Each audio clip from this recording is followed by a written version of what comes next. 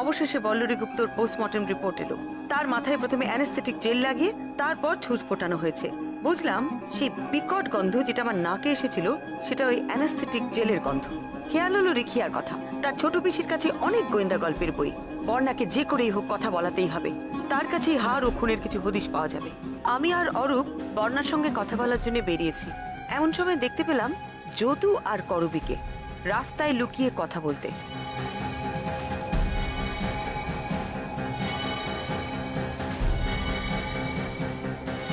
আমাকে এখানে দেখবে ভাবনি, তাই না? তুমি এখানে কি করছো করবি?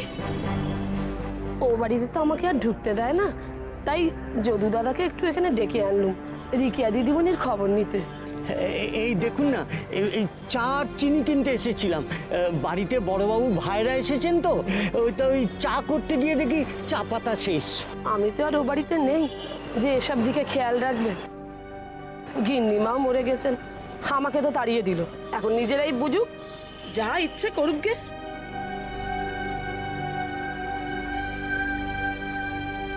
তোমাদের সাথে আমার একটু কথা আছে।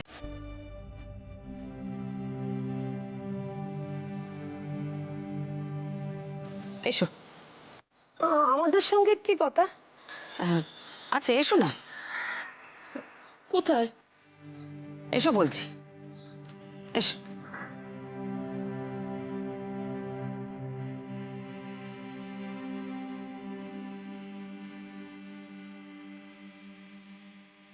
এসো, এখানটা বসি।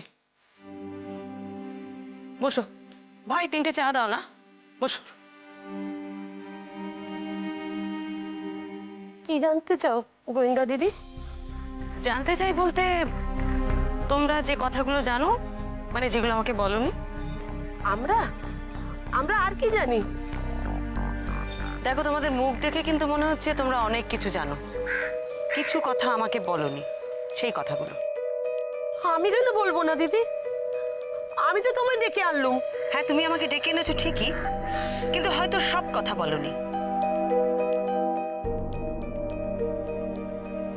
আর যে কথাগুলো তোমরা আমাকে বলোনি, সেই কথাগুলোই হয়তো আমার জানা দরকার। তাই বলছি, একটু ভাবো, ভেবে আমাকে সব কথা বলো। যা যা তোমরা দুজন জানো, সব কথা। দাদা, কখন যদুকে চা পাতা আনতে পাঠিয়েছে, এখনো তার দেখা নেই। কি করি বলো তো? আরে অত ব্যস্ত হচ্ছিস কেন? আমরা তো কথা বলতেই এসেছি। সব চাটা নয় পরে হবে। না না, তাই বলে বাইরে এত গরম, গলা ভেজাবার জন্য কিছু তো একটা। আচ্ছা ঠিক আছে, আমি শরবতের ব্যবস্থা করছি। না না, ওসব কিছু লাগবে না, আমরা ঠিক আছি। জল খেলাম তো। আসলে এ বাড়িতে এলে বৌদি কিছুতেই শুকনো মুখে যেতে দিত না। নিজের হাতে কিছু না কিছু বানিয়ে। সত্যি বৌদির রান্না অপূর্ব। তো এই বৌদি যেরকম অকালে চলে যাবে। চলে যাবে এই কথা কেন বলছো ছোটকা? মা যে অসুস্থ হয়ে যায়নি সে তো সবাই জানে। মাকে কেউ। সেটাই। আবির কিন্তু ঠিক কথা বলেছে মেজদা। বৌদির বিতানকে আগে পিছে না ভেবে কিন্তু আশ্রয় দেওয়াটা ঠিক হয়নি। কোনটা যে ঠিক আর কোনটা যে ভুল যদি আগে জানতে পারতাম। সবাই তো নিজেরই লোক, কাকে সন্দেহ করব? তা বিতান কোথায়? তাকে তো দেখছি না। ও তো হাসপাতালে। যেদিন বৌদি চলে গেল সেদিনকেই রিখিয়াকে হাসপাতালে ভর্তি করা হয়েছিল। তারপর থেকে দিন নেই রাত নেই ওরা ওখানেই পড়ে আছে। মেয়েটার দিকে তাকালে চোখের জল আটকানো যায় না। এ রোগ তো ভালো হবার না, তবু খারাপ লাগে। এত অল্প বয়সী মেয়ে। Excuse me. একই অফিসার আপনি? আমার মিস বর্ণা গুপ্তর সঙ্গে একটু কথা বলার আছে, উনি কি আছেন? ওর মাথা ধরেছে, ও এখন কথা বলতে পারবে না। আই এম সরি, কথা বলাটা জরুরি ইনভেস্টিগেশনের স্বার্থে। আচ্ছা ঠিক আছে, আপনি বসুন, আমি ডেকে দিচ্ছি। না, আমার ওনার সাথে একটু আলাদা করে গিয়ে কথা বলার আছে। ওনার ঘরে গিয়ে যদি কথা বলা যেত খুব সুবিধা হতো। আলাদা করে কথা বলার আবার কি থাকতে পারে? আলাদা করে ওর সঙ্গে কথা? কি কথা? মানে যা বলার ছিল সব তো আপনাদের জানানোই হয়েছে। আমি বুঝতে পারছি, কিন্তু এই মার্ডারের ইনভেস্টিগেশনের সাথে কিছু ইনফরমেশন কালেক্ট করার আছে। সো আপনারা যদি অ্যালাউ করেন তাহলে। আচ্ছা ঠিক আছে, আপনি আমার সঙ্গে আসুন। Thank you.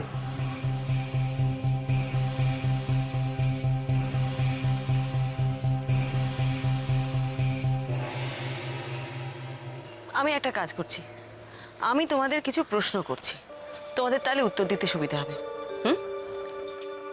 দেখো, তোমাদের গিন্নিমা মারা গেছেন পরশু সকালে। তার 2 দিন আগে উনি সবাইকে বলেছিলেন যে হারটা চুরি করে ওনার কাছে এনে দিতে পারবে উনি তাকে হারটা দেবেন। তার মানে ওনার মারা যাওয়ার আগে 2 দিন 2 রাত কেটে গেছে।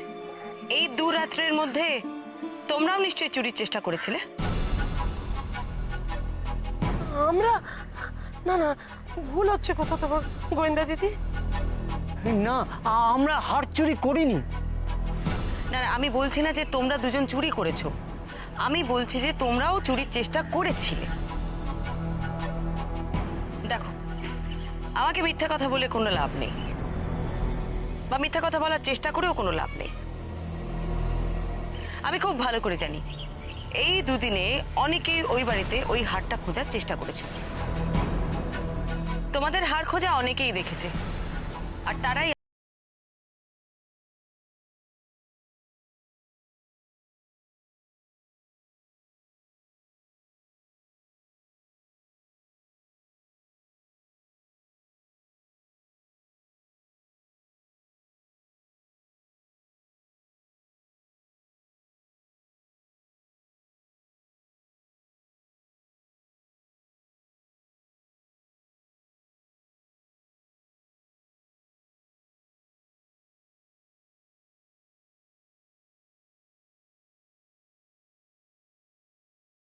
রাখার জন্য।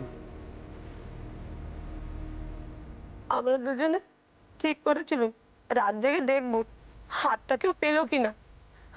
ওই গিন্নিমা বলেছিল না, হাতটা যদি কেউ চুরি করতে না পারে তাহলে বিতান দাদা বাবুকেই দেবে রিকিয়া দিদিমণির জন্য।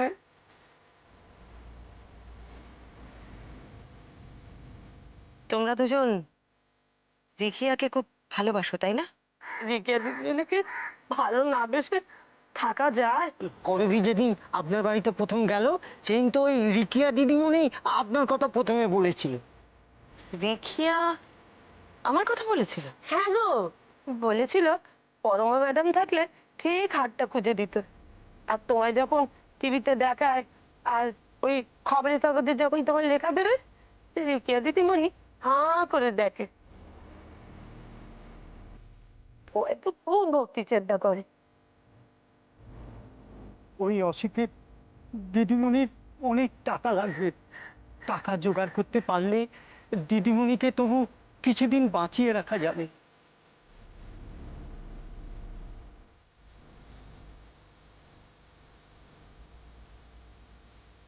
আচ্ছা, এবার এক এক করে বলো তো, ওই প্রথম রাত্রে কি কি ঘটেছিল?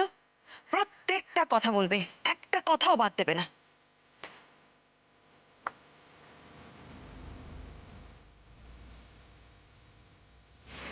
বর্ণা, কি হলো?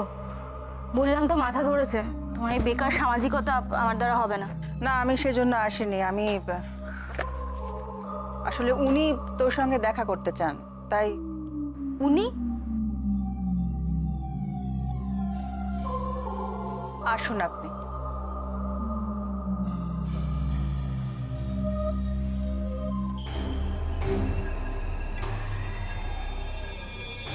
কি ব্যাপার? এমন কি দরকার পড়লো যে ঘর অবধি ধাওয়া করলেন? আপনি কথা বলুন, আমি বাইরে আছি। পিসি এভাবে চলে গেল? আপনি কি আমাকে আলাদা করে কিছু বলতে এসেছেন? এক্স্যাক্টলি, বলতে না, জিজ্ঞেস করতে এসেছি। আপনি তো খুনের ব্যাপারে অনেক কিছু জানেন, তাই না?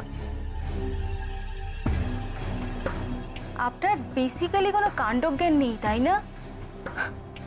বাড়িতে এরকম একটা ঘটনা ঘটলে বাড়ির মানুষগুলোর ওপরে কি হতে পারে সে বিষয়ে কোনো আইডিয়া নেই, রাইট? নাকি পুলিশ হলে এরকমই হতে হয়? বাড়িতে এত লোক যাতায়াত করছে, বাবার শরীর খারাপ, আর এই সময় এই অবান্তর প্রশ্নগুলোর মানেটা কি? তার মানে আপনি বলতে চাইছেন যে যতদিন আপনাদের বাড়িতে লোকজনের আনাগোনা বন্ধ হবে না বা আপনার মাথা ব্যথাটা ঠিক হবে না, ততদিন আমরা তদন্তটা পজ করে রাখবো, তাই তো? আপনাদেরকে ঠিক বুঝতে পারছি না। আপনার মাকে কে মেরেছে সেইটা জানার তাগিদটা আপনাদের কারণ নেই কেন? তাগিদ আছে কি নেই সেটা আমি আপনাকে বলার প্রয়োজন মনে করছি না। স্টিল আমার তাগিদ আছে। আমার মাকে যে খুন করেছে তাকে আমি নিজেই খুঁজে বার করব আর নিজেই শাস্তি দেব। তবে তার জন্য আপনাদের প্রয়োজন হবে না।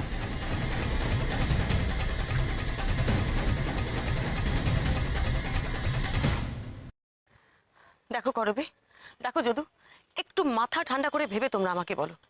তোমাদের গিন্নিমা বললেন যে হাট চুরি করে এনে ওনার কাছে দিতে পারবে, তাকেই উনি হাটটা দেবেন।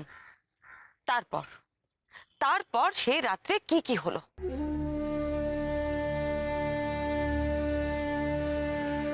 সে রাত্রে হাড় খুঁজতে বোনেদের মধ্যে কে কে উঠেছিল? সবাই।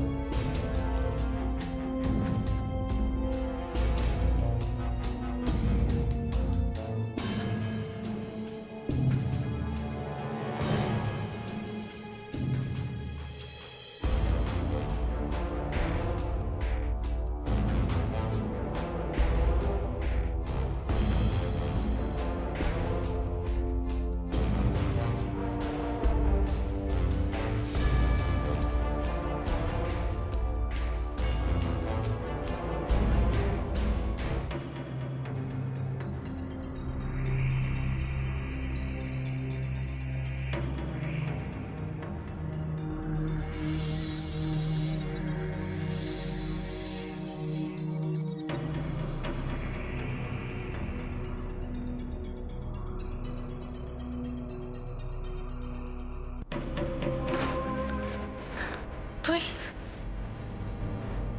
তুই এখানে কি করছিস?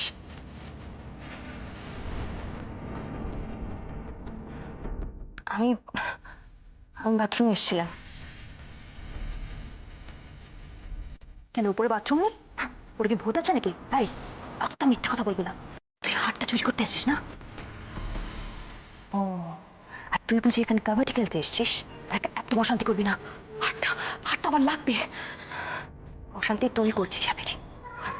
হাটটা তোর থেকে আমার অনেক বেশি দরকার। তুই আমার বাড়ির অবস্থা জানিস? হ্যাঁ জানিস।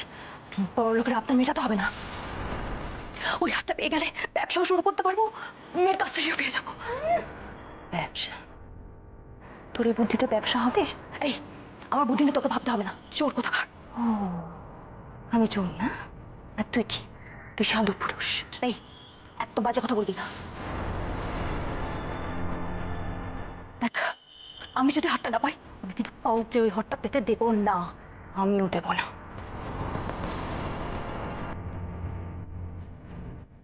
আমার যে হাটটা কতটা দরকার তুই তুই কেন বুঝতে পারছিস না? হ্যাঁ সে তো হবেই। বরের সাথে তো এখন সব সম্পর্ক তোমার চুকে গেছে। এখন কেন টাকার দরকার সেটা আমি বুঝি না। মেয়ের কাজটাটি না আরো কিছু, সব বাহানা তোর। এই একদম বাজে কথা বলবি না, মুখ সামলে কথা বল। তোর কিসের জন্য হার লাগবে আমি জানি না। বাবা, এ বলে আমায় দেখ, ও বলে আমায় দেখ, সাংঘাতিক। মা বলল আর মেয়েরা চুরি করতে নেমে গেল। বলে রে গুপ্তর মেয়েরা তো ভীষণ লোভী। এইবার বুঝেছি বল্লরী গুপ্ত মেয়েদের উপর এত কেন বিরক্ত ছিলেন। তার মানে আপনার মায়ের খুনিকে আপনি নিজেই ধরে নিজেই শাস্তি দেবেন? পুলিশ আদালত দুটোই আপনি। বাহ, ভালো আইন জানেন দেখছি আপনি। তারপর এই ঘর ভর্তি ডিটেকটিভ স্টোরি, উপন্যাস, এখান থেকেই নিশ্চয়ই আপনার এই সদ্বুদ্ধিটা এসছে। আর তারপর নিজেই ধরবেন নিজেই শাস্তি দেবেন, এই সুন্দর বুদ্ধিটা নিশ্চয়ই আপনার উর্বর মস্তিষ্কের থেকে বেরিয়েছে, তাই না? কিন্তু ম্যাডাম একটা প্রবলেম আছে, এই তিনটেই যদি আপনি করেন তাহলে তো পুলিশ, আইন, আদালত কোনো কিছুরই প্রয়োজন নেই। সবাই শুধু এই ডিটেকটিভ বইগুলো পড়তো আর সেখান থেকেই সবকিছু সলভ করে নিত। স্পেশালাইজ কোর্সেস তো ওয়েট অফিসার, ওয়েট। আপনি অনেক বলে ফেলেছেন, আমি অনেক কিছু শুনে ফেলেছি। এখানে এত বই দেখে আপনি গেস করে ফেললেন যে আমি কি কি ভাবছি, তাই তো? তাহলে তো বলতে হয় যে আপনার মস্তিষ্ক কম উর্বর নয়। এনিওয়ে, আমি আপনাকে জানিয়ে রাখি যে এখানে সমস্ত গোয়েন্দা গল্পের বইগুলো আমি ছোটবেলায় পড়তাম, এখন আর পড়ি না। তার মানে আপনি বলতে চাইছেন যে এই গল্পের বইগুলো, এগুলো সব আপনি আগে পড়তেন, এখন পড়েন, এগুলো যে সাজানোর জন্য রাখা আছে? লাভলি। একেই বলে পুলিশের বুদ্ধি। এখানে এত বই দেখে আপনার মনে হচ্ছে এই সমস্ত বইগুলো আমার একার। একটু কষ্ট করে খুঁজে দেখুন না, আমাদের 3 বোনেরই নাম পাবেন। হ্যাঁ, আর এই গোয়েন্দা গল্পের বইগুলোর ইতিহাস জানা আছে আপনার? এগুলো বাবা আনতেন আমাদের পড়ার জন্য, কিন্তু বাবাই ম্যাক্সিমাম গল্পগুলো পড়তেন। তবে বড়দারও এই গোয়েন্দা গল্পগুলো পছন্দ ছিল। বাহ, এখানে তো দেখছি দেশি বিদেশি সব গোয়েন্দা গল্পই আছে, শুধু একজন নেই। জানেন কে? কে বলুন তো? ব্যোমকেশ। তারপর তারপর কি হলো? অহনা আর আভেরি দুজনকে দেখে ফেললো হাটটা চুরি করতে গিয়ে। আর বর্ণা কি করলো? ও কি ঘরের মধ্যে ঢুকে গেল? না, ওই দুই দিদিমণির থেকে বন্যা দিদিমণির বুদ্ধি অনেক বেশি। ওখানে এভাবে ঝগড়া করলে সবাই ওই ঘুম থেকে উঠে পড়বে, তাই সেটা থামাবার জন্যে বন্যা দিদিমণি সামনে চলে এলো। এই তোদের প্রবলেমটা কি বলতো? হ্যাঁ, গাধার মতো চিৎকার কেন করছিস? বাড়িতে সবাই জেগে যাবে না? তুইও এসে গেছিস? তোর নিশ্চয়ই হাতটা খুব দরকার। হ্যাঁ, ওর তো হাতটা লাগবেই, নাহলে বলটা কি করে যাবে? হাতটা বেছে জাস্ট শাট আপ। তোদের বুদ্ধি নেই না একটু? হ্যাঁ, মা ঘুমোচ্ছে আর তোদের এই ঝগড়াঝাটিতে না বড়দা হয়তো এতক্ষণে হাতটা পেয়েও গেছে আর নিয়ে পালিয়েও গেছে। বড়দা কি? তোদের কি মনে হয় যে শুধু হাতটা আমরাই খুঁজছি, বড়দা খুঁজছে না? তোদের এই ঝগড়ার চক্করে দেখ গিয়ে যে বড়দা এতক্ষণে হাতটা খুঁজেই পেয়ে গেছে। শোন, ওই হার আমি চুরি করতে চাই না, কারণ আমি তোদের মতো চোর নই। কি কাণ্ড! বিধান দাদা বাবু এখানে? না না না না, তুমি কেন চুরি করতে যাবে বড়দা? তোমার তো চুরি করার দরকারই নেই। চুরি তো আমরা 3 বোন করবো, আমরা না পেলে তো মা তোমাকে এমনি হাতটা দিয়ে দেবে, তাই না? তাহলে আমি কি করবো বল? আমার মেয়েটাকে বাঁচাবো না? আস্তে কথা বলো, পাশে মায়ের ঘর আছে। তোমার মেয়ে বাঁচবে? হ্যাঁ, ওই হারের টাকায় যদি চিকিৎসাটা হয় বাঁচবে? কি বলছিস?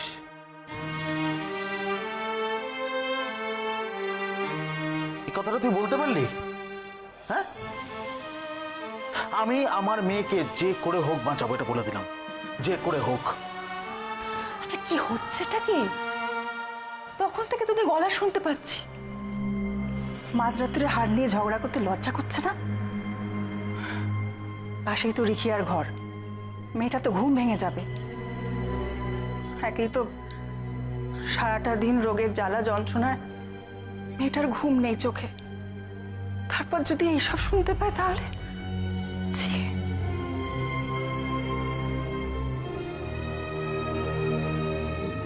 বেশ হয়েছে, এবার সবাই ঠান্ডা হবে। বাহ, রাত জুড়ে তার মানে বাড়ির মধ্যে ভালোই নাটক চলছিল। তার মানে এটা পরিষ্কার যে তখনও হাতটা ওদের মধ্যে কেউ পায়নি। তারপর কি হলো?